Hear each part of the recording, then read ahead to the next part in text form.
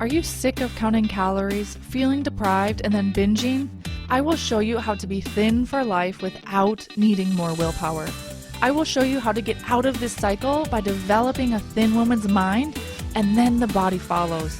The change is permanent, and being thin becomes just who you are. That is where the magic happens, because then it is effortless.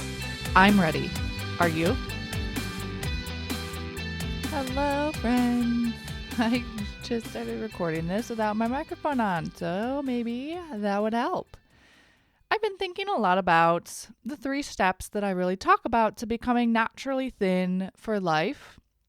And if you aren't familiar with them, they are desiring the food that serves you, processing your emotions productively, and identifying as a naturally thin woman or naturally thin person.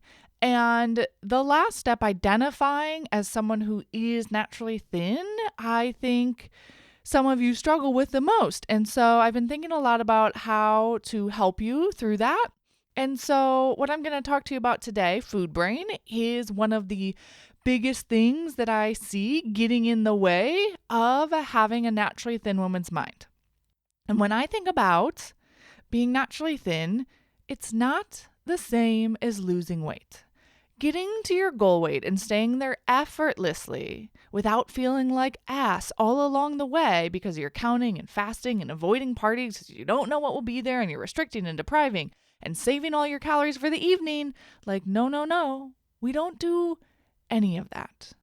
And so there's a big difference to me between having it just be a part of you, something you embody, being naturally thin. It isn't something you think about or focus on or actually feel like you're actively trying to achieve. It's just like, I have red hair and I'm naturally thin.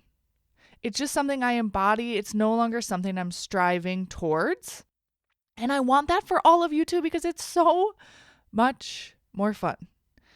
And I go on a walk pretty much every day.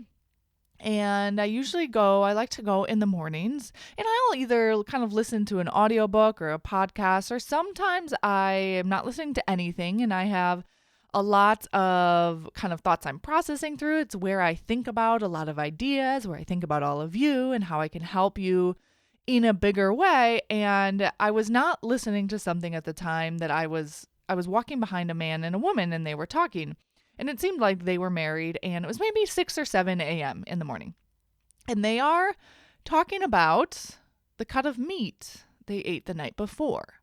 And like in detail, how it was so much better than the last cut, and the rub on the meat, and then the vegetables that they ate with the meat, and like how they had cooked it, and all of the things. I mean, it was like a very in-depth conversation about a cut of meat at 6 o'clock in the morning. And then she's kind of checking her watch, counting her steps on her Apple Watch, and doing all the things. And it really got me thinking, oh, this is so common to talk about food and to be thinking about food all of the time. And like, friends, I've been there. This has been me. My conversation maybe wouldn't have been about the cut of meat. It would have been like, oh, you shouldn't have eaten so much. Okay, how are we going to plan today so that we can lose weight? And like, how can I save all my calories so that I can eat at night? And what am I going to eat tonight? And I'd be like planning that all out kind of first thing in the morning. But when we're losing weight in a more traditional sense, it is so normal to talk about it all of the time. Like, and so we're really thinking about food all of the time.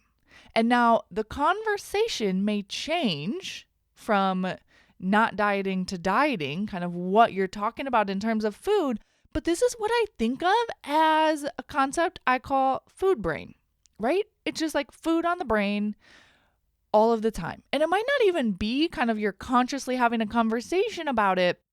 And it might not even be that it is always at the forefront, but it's either like this buzzing that's constantly happening, or you might like feel like you're distracting yourself with work or with your family or with doing something else. So then you're not thinking about it. But as soon as the distraction goes away, then you kind of come back to thinking about food.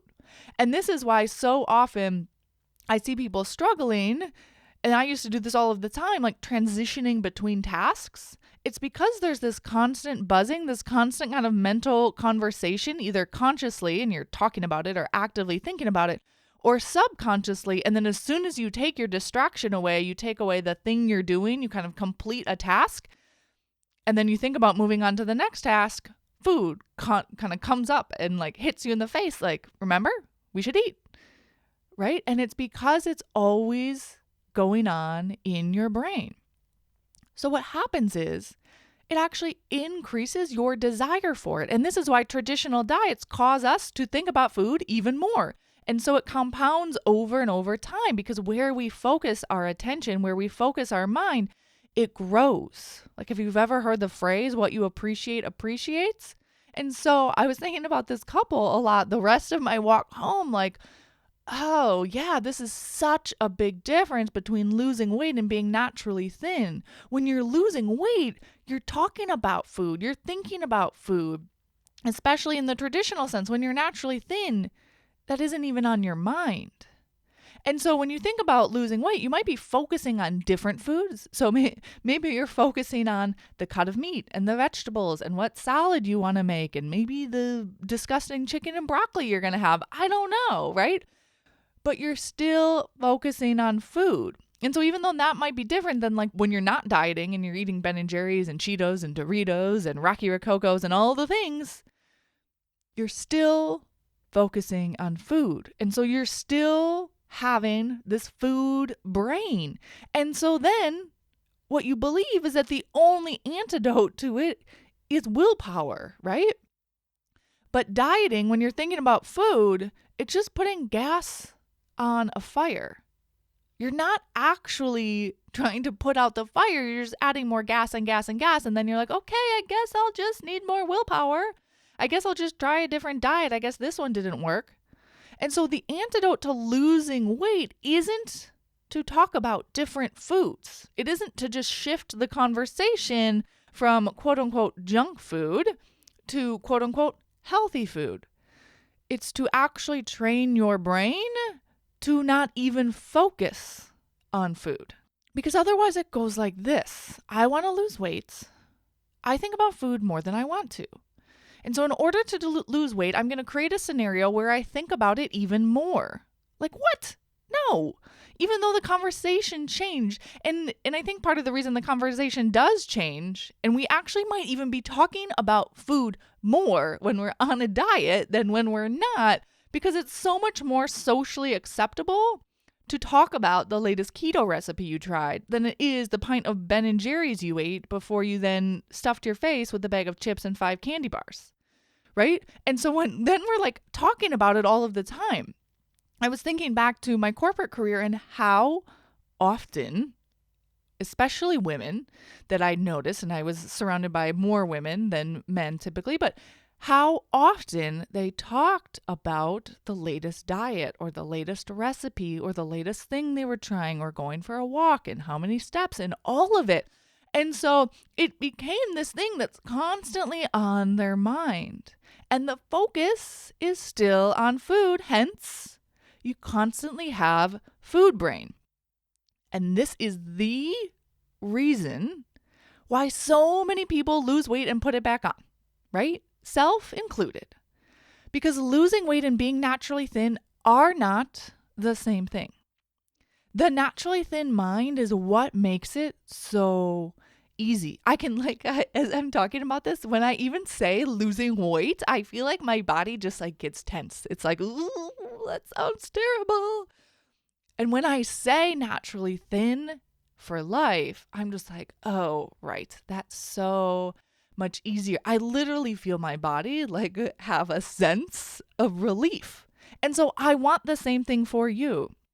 And so what is the difference between the naturally thin mind and the typical dieting, losing weight minds?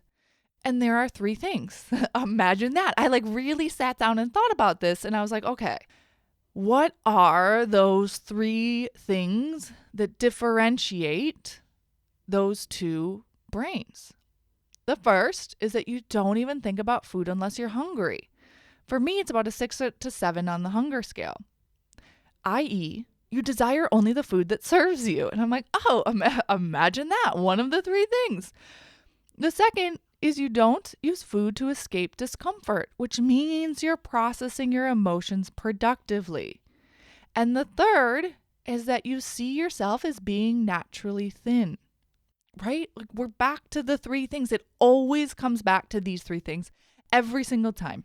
When I'm working with a client and she's struggling with something, every single thing she struggles with comes back to desiring the food that serves you, processing your emotions productively, and seeing yourself as being naturally thin. Every single time. And more am I seeing food brain, this constant thinking about food, even if it's quote unquote healthy food, and I don't even like to use that phrase, but it is one of the biggest barriers to the naturally thin woman's mind. I actually had a client last week, and she said to me as we were having a conversation, I was asking her some questions. She said, I live for food. I just love food. Those words came out of her mouth, and her reaction to me was like, holy shit, I can't believe that just came out of my mouth. And I have told her that before. We've had a similar conversation before, right? That wasn't the first time. But her coming to that awareness herself in a coaching session, that is how it unwinds. You uncovering it, you seeing it for yourself in your own life. And then it's like as soon as you see it everywhere. And that is how you release it. So how do you get out of food brain? Here are the three things that you do. First, you either get coached or you self-coach. And I'm going to tell you how to do it without that, but that is the easiest, most permanent, fastest, quickest way to get there. And the second thing is to notice how often you think about food. How often are you thinking about what I did eat, what I shouldn't have eaten, what I would have eaten, what I wish I would have eaten, how much I ate, what it tastes like, all of the things. How often are you thinking about food? And then every time you find yourself thinking about food, you just ask yourself, why am I thinking about food? Right? So for me, I'm thinking about food when I'm planning the grocery list. So when I ask myself, why am I thinking about food? It's like, well, I'm planning the groceries. But if I ask myself, why am I thinking about food at maybe noon when I just ate lunch at 11:30, that's when you want to get curious, right? Okay. And then you ask yourself this question. What would I be thinking about if I wasn't thinking about food? Why am I thinking about food when I'm not hungry? And the key is to develop the awareness without the resistance towards understanding what's happening in your brain. It is a compassionate curiosity. Starting to develop that compassionate curiosity without any self-loathing, but just, I wonder why. Why am I thinking about food when I'm not hungry? What would I be thinking about instead? So I did all of this work. I really retrained my brain. I became naturally thin before I even found like a structured thought work process, or before I even found coaching, where there actually is a science and a process to all of it. And this is why I can get my clients the same result in 6 months or less that took me 10 years to do. But the biggest thing, and especially before I even found a structured coaching process, is awareness. And our mind, especially for those of us that are like me, are going to be like, okay, but what's next? Like, how do I fix it? Like, I get it, but like, what do I do next? What do I do? And like, I get it. My brain works like that too. And so anytime you find yourself going along that thought pattern, like, okay, like I see it, but like, what do I do about it? That is just an indication that you're having some resistance to experiencing it. So the way it unwinds is to be aware of it. It will actually start to unwind on its own. You can unwind food brain with awareness. Like you can actually do it in that way and have that be kind of the only thing you do. That is how I did it. And now it took me several years. And so the point of coaching, when I said the three things to do, get coach and self-coach, if you are a coach and you have a self-coaching practice, that can get you there so much more quickly because you see things in a way that you can't see in your own brain, right? Like that's the point of having a coach. is because they can see things you can't see. They can develop your awareness so much more profoundly and quickly as they guide you in a coaching session. And then you can develop where you want to go in a much more structured way. But you can simply unwind it with awareness. I also want to say, the point of unwinding what I call food brain is not to hate food. It's not to never think about food. I love food. I love eating, but only when I'm hungry and only in a way that serves me. And I don't like to eat anything I don't like. Like, I just don't do it. And so I was thinking about recently we had ribs for dinner. I love ribs. I have this like childhood nostalgic memory around them, and I just really enjoy them. So when I plan a meal out, when I do our grocery meal planning for the week, I think, great, I love those. Can't wait. And that's it. It just like, that's the end of the conversation. I'm not like, I can't wait till Sunday when we're having ribs. Like, it doesn't really happen for me. And then the day we're going to eat them, I'm not thinking about them all day. But then when I'm about a 6 on the hunger scale and they're on the grill and I'm thinking, oh, this is going to be so good. That's it. I'm not then at 6 a.m. the next day thinking, oh, I ate too many. That was so amazing. The rub was so good. Maybe we'll do this next time. And how can I do this differently? And what cut of meat should we, like that whole kind of conversation the next day, it just isn't happening. It's more of like a one and done. I enjoy it and move on. I have other things I enjoy thinking about and spending my time on more than talking about a cut of meat. And now that's not to say I haven't done it, but understanding why you're doing it is so powerful. So the way you get out of food brain is to, like, I really believe getting coached and coaching yourself. It is the fastest, quickest, most profound way to change. So if you're like, well, I don't know, maybe I can do it on my own. Sure, you can. But it might take you 10 years when you could do it in a couple months. And then you get to move on to something else in your life. And even when you are getting coached and doing self-coaching, notice how often you think about food. What you're going to eat, what you did eat, how it tastes, the planning, the anticipation, the regret, the shame, all of it. And then every time you find yourself thinking about food, ask yourself, why? What would I be thinking about if I wasn't thinking about food? And using the compassionate curiosity without trying to force a change. When we think about trying to force something, when we want to change something with force, it's like trying to fit 100 pounds of clothes into a 50-pound limit suitcase, right? We're like sitting on top of it, trying to close the zipper. It's so heavy, the zipper starts to bulge. It's like, it doesn't work. It will bust at the seams. Not only is it not a fun experience trying to change something with force, but it doesn't work and it isn't sustainable. The way to really change all of this for good is to get coached. It is to coach yourself if you are a coach.